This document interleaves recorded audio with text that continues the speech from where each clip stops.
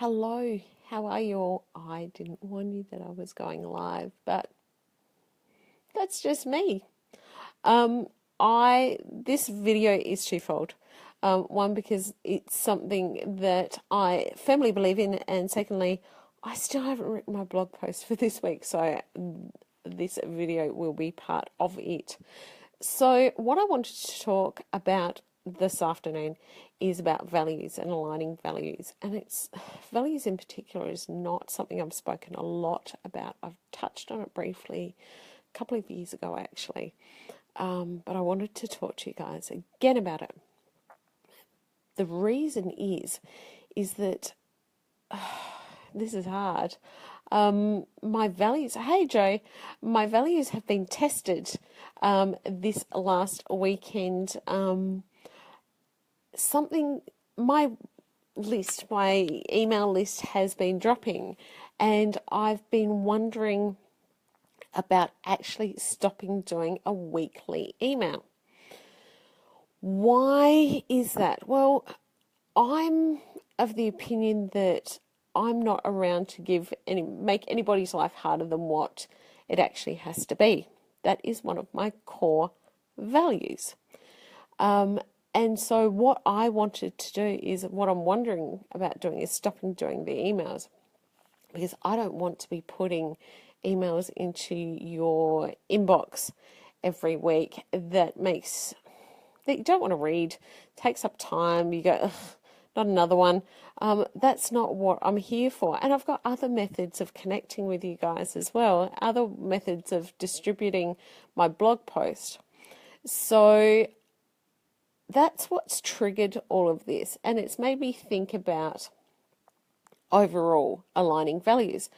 What was my first introduction to aligning values? My first introduction to aligning values was when I was working in the public sector, and I had staff, and I was trying to motivate them to work. And they were all most of them were within 5 years of retirement. So career prospects was certainly not going to motivate them.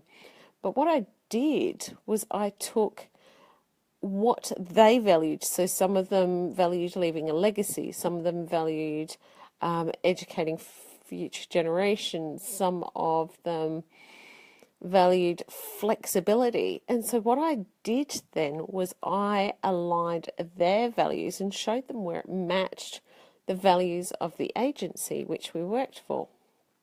Now what happened? What happened was that within 3 months we went from having a 2-year backlog of work to them actually asking for work, purely by me aligning values. Why is it important for business owners to align their values with their clients? Well, it's the underpinning motivator for what we do. And if we're not aligned, we have this thing called dissonance. It's where we don't match up, where our values don't match the values of the person or the business that we're trying to interact with. And when we have a problem, when we have this dissonance, we have this upset in our stomach, and we don't want to do something. We can force ourselves to do something, but we don't do it willingly.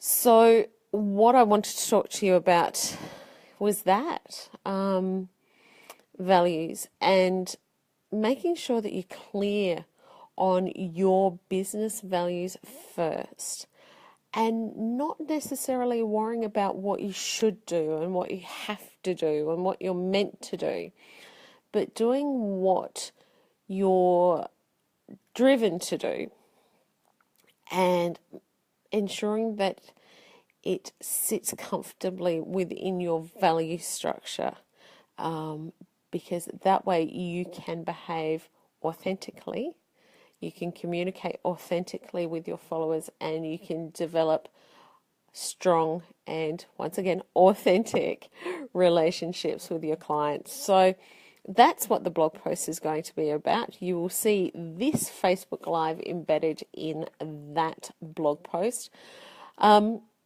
And you know what? Stuff it.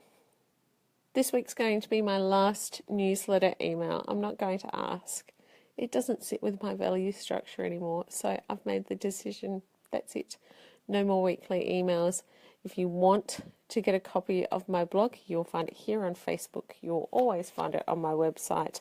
And I might make a little change to my group and have Sundays as blog days so we can sit down and do some reading. So join my Facebook group and you can find a link to it on my Facebook page, or send the page a message and I will send you a link. So get clear on your values and make life a little bit easier for yourselves and build those great connections with your clients. All right. Thanks for watching. Bye.